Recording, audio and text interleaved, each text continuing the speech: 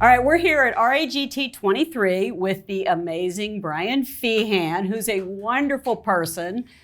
Enjoy you so much. I've read the first book. I have not read the second. So good. So you were just telling me something about the second one. Go ahead and let's tell Just jump right in. Just jump right in, Brian. Tell us about it. First, let me just say thank you. Lori's amazing. If you guys haven't actually met her in person, please come out to one of her signings, or just spend time on her social media. She's truly one of the I paid him to say all that. She has not paid me. You could bribe me. I'm open to that. You're open to that. Okay. Yeah. So I'm really grateful to be here. So thank you. We're glad you're here. So I wrote. This is the second book, Harmony of Fire. It's in the Alison Owen series. And amazing covers, by the way. Love your covers, both of them. They did such a good job. Those that don't know, that's book one, book two. So fire and lies. But it was kind of like an ice. They definitely pulled in the blue. Yeah. Go ahead. So for those that don't know, basically I have musicians in here that also have ethereal energy. And so when they create music or they're creating, they can do incredible things. And the rest of the time, they honestly use it just to survive. Because there's a lot of dangerous world that they live in. And in this case, I really wanted to pay homage to San Francisco, which is this really weird city, those that haven't been there. And so in San Francisco, there's this trap for musicians of their kind where there's a piano. And it used to be white, but then it became this trap. And it's basically, they play it and it's like a competition. And if they win, the idea is that they can. I love this idea so much. They get this great thing, yeah. Yeah. Me too. I got so excited writing this book. Isn't that great when you enjoy writing it because you know it's so fun and cool? Yeah, I mean that's to me what really creates amazing writing and stories that we love to read is when it's so exciting. Like you as the writer can't even stand it. You get so excited, you know. And then, of course, the release comes out. And you get to hear what everybody has to say, and you relive all those moments again and again. Yeah. So, anyway, that's what we're talking about. So the piano's going to catch somebody. So the first one was like a guitar, right? Well, the lead guy has a guitar, right. And it's one of these instruments that can do incredible things as well. So when he has it, he's pretty amazing. So one of the questions we were asked is how many Alison Owen books do you have planned? And I guess there'll be more musical instruments. Right now there's no set ending. I don't like a set ending. I'm still upset that Harry Potter has ended. I'm like, come on, You'll Harry. let it in when you feel like it's ending, and otherwise you'll keep going. So. Yeah, I'll keep going. My favorite thing to read is series. Mm-hmm. When I read a 3-book series, I enjoy it and I understand the craft and ending a series like that. But there's a disappointment because you get to know those characters so well. Like one of my favorite series is the J.D. Robb series. Mm-hmm. Nora does an amazing job with the Death series. And so I really modeled this in a way that could have a long series. So the idea is you have these amazing characters and secondary characters and third characters and places. And then the idea is what's going to happen next. Mm-hmm. So for example, in Harmony of Lies, the book starts only 3 weeks after Harmony of Fire ended. Mm-hmm. And what I really enjoyed about that is the story just gets to continue to go. And then of course the crafting side of things is, how to make it But it had an ending also. So yes. that ends, but then you just pick up with a new thread. Yeah. Because some series don't. Some series you have to read every book to follow along. But so I wanted to make it clear you don't. You don't. People tend to say that they enjoy reading in order because you get to have a better picture of everything that's going on. Mm-hmm. But at the same time, absolutely not. Like it's designed to be a standalone. Mm-hmm.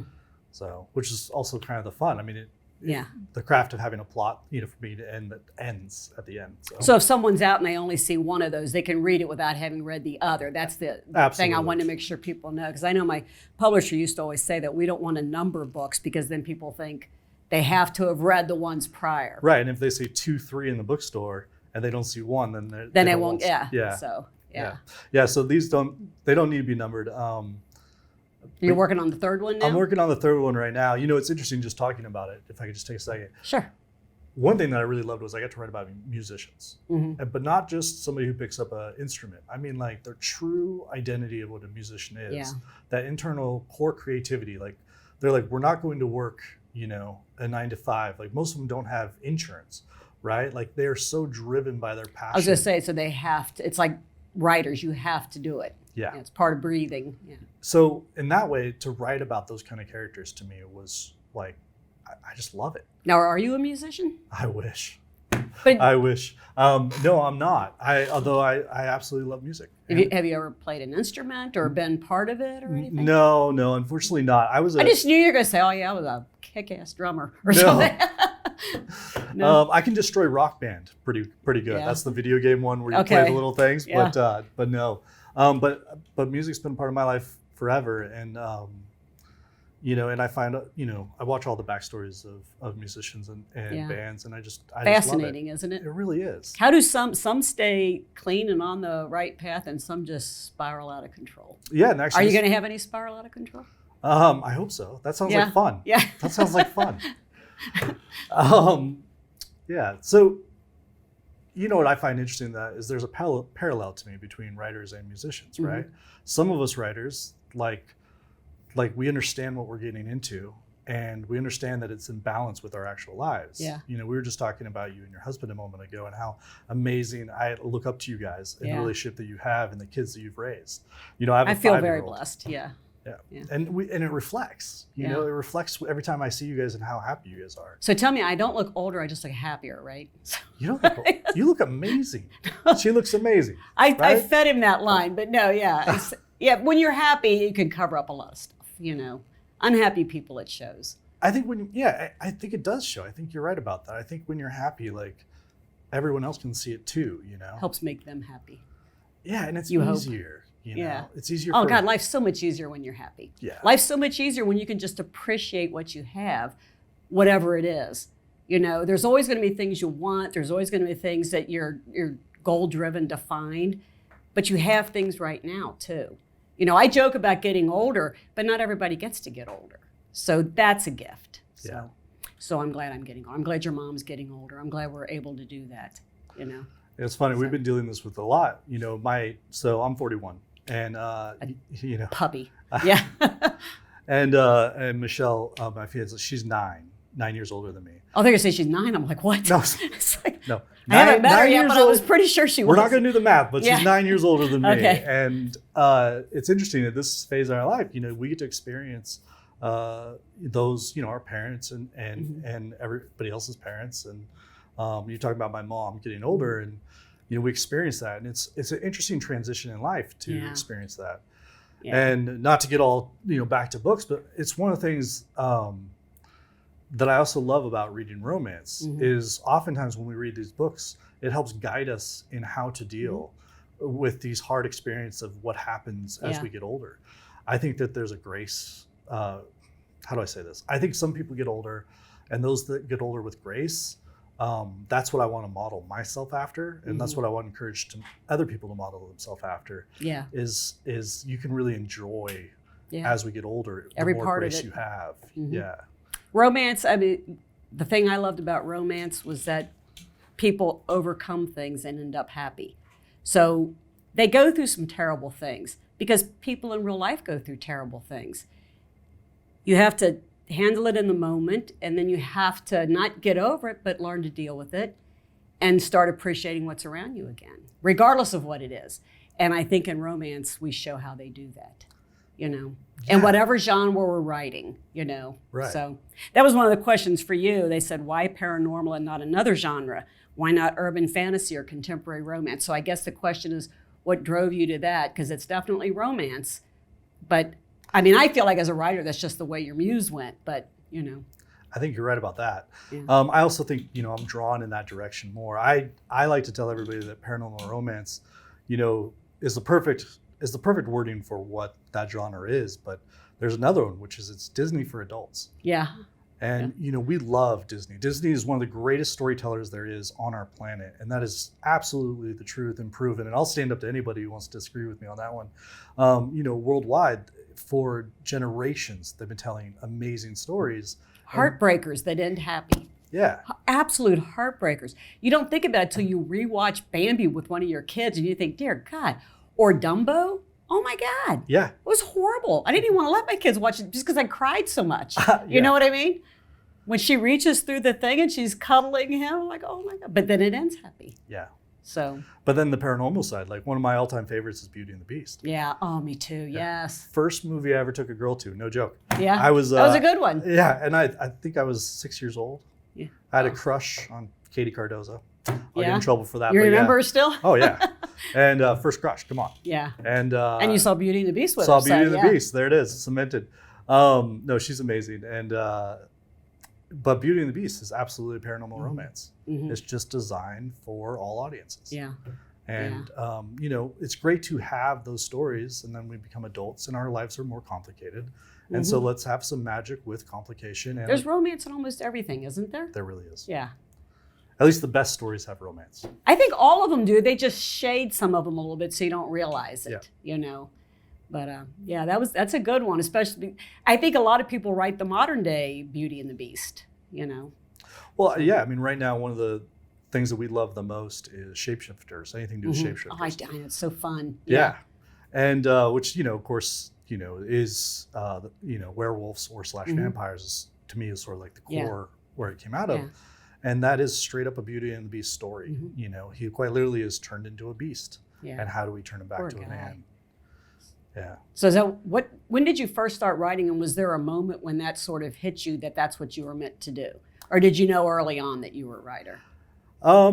You know, I started a little bit late, but the books, really, when you decide to become a writer, you really just, I mean, as you already know, but if for anybody else out there, the best place to me is to decide who you are and what you love. And sometimes it's hard and difficult to decide who you are and what you love, because sometimes what you love and who you are don't exactly like match up until you sort of understand things better. And you know, I love fantasy, I love magic, I love the whole paranormal aspect of things, and I love happy, solid relationships. I know it's a struggle to get there. It's why I look up to you guys. It's a struggle to get there. It's an achievement to achieve. I can't nod for that part because it's been pretty darn easy. But everybody has their hard times. Yeah. And all right, so you made it look easy, just like you make writing books look easy. I get it. By the way, she has 3 books here. I only have 2. Although if you saw her backlist, it's, you know. He's got to hit that middle age, end of the middle age, in your mid 60s. I don't want to get my exact age. I don't want to get people getting me online. But yeah, I'm old. Stop it. You know, I always claim I'm older than I am, because then if you say I'm 75, people go, damn, she looks good for 75. if people lie and say you're younger, they're like, she looks bad. You know, so it's always better to lie and say you're older than you are. Let me just tell you, every time you've mentioned it here with fun, and it's been fun every time, I always think the same thing. She's saying that so she can get away with anything. And I think that's the truth. I think that we all know that that's the truth. So you can just get away with, you're like, hey, I'm old, don't mess with me. Well, I've kind of always said that, no matter what age I was. So yeah, this is really fun. So one more question. I always like just this free talking too, but I also don't want to forget readers submitted these questions. That's important. They said, you sell merchandise on your website. What item is the best-selling item that you have? Do you know? Well, so we sell through, our website is called Feehan & Co. And so it's my mom's stuff It's amazing. and mine. And I definitely outsell her all over. No.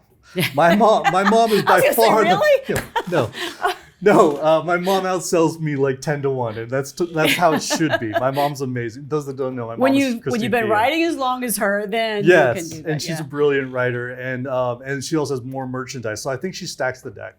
But out of your stuff, out of what's yours, what do you think sells the best? The books, by far. Oh, really good. So on there, you can get autographed books. Oh, okay, through yeah, there. that's So we set up a good. separate company, and So you have somebody that set that up for you, and you. well, yeah. So Michelle actually runs it, so that's all her stuff. Sweet, So all in the I don't- family. Yeah. Yeah, and it's funny. Her father actually is the one that usually packages it all up. Nice. And he's funny because he's very precise on like, if he's got 10 books for my mom to sign and 3 for me to sign, he's like, it needs to happen now, like right now. And Stop what you're doing. yeah, Get this taken care of, and we do. My mom stops and I stop, and You don't want to interrupt a well-oiled machine. Yeah. Just gotta keep it rolling. that's right. Plus, he claims to be old all the time, and so then he's like, you don't. Yeah, you do. You That don't does mess with work. me. Yeah. Don't mess with me. That helps when I'm at home and like I'll need something and I'll tell one of the kids, I'm not tall enough. Would you get that for me? Which is true. I'm not tall enough. And then my son had his partner over one time. He's like, you didn't even try. Because I know I can't reach it. So you just go ahead and get that for me. I do cop out pretty quickly. I'm pampered. I think direct. Yeah. Directing is a good Yeah. thing, right? Yeah, go over there and get that for me. Yeah.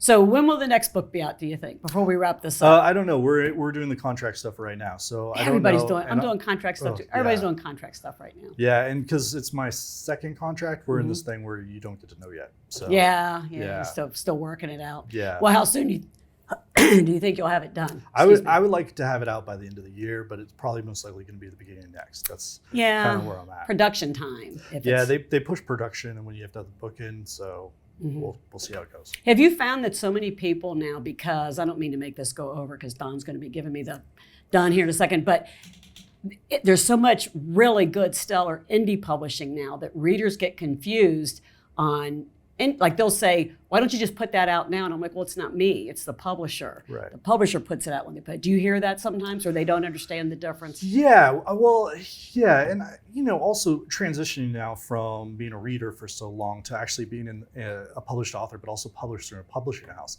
It was a huge learning curve for me, and the information that I thought I knew, and then actually like going through it and learning that, it's like, of course, the readers don't know everything, the ins and outs. I did, and I had a backseat to my mom's career. Yeah. And I got to sit in tons of meetings and everything else, and I didn't know.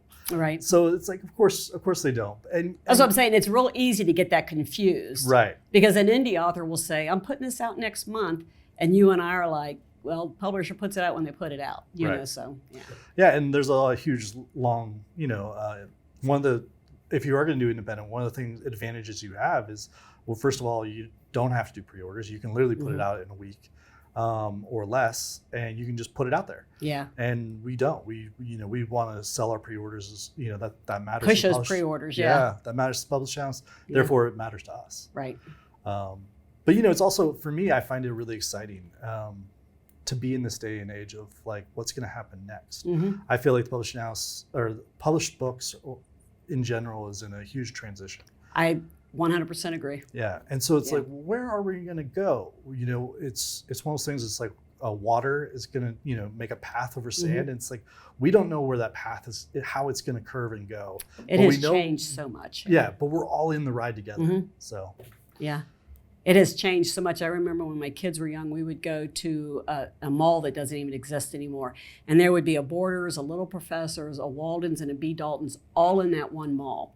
And now those publishers don't exist anymore. So the brick and mortars are going away, shelf space is shrinking in department stores, and it's a very different world. And, I was talking to Vola Shipman online, and I said, I feel like I pushed that boulder uphill for so many years that when that sucker starts coming downhill, I'm just getting out of the way. I'm just going to slip to the side and let it roll if it wants to, because you can't change how things are changing in life. I mean, as much as I hear you, and I do believe what you're saying, I also think I'm not getting in the path of that boulder. So you're a titan.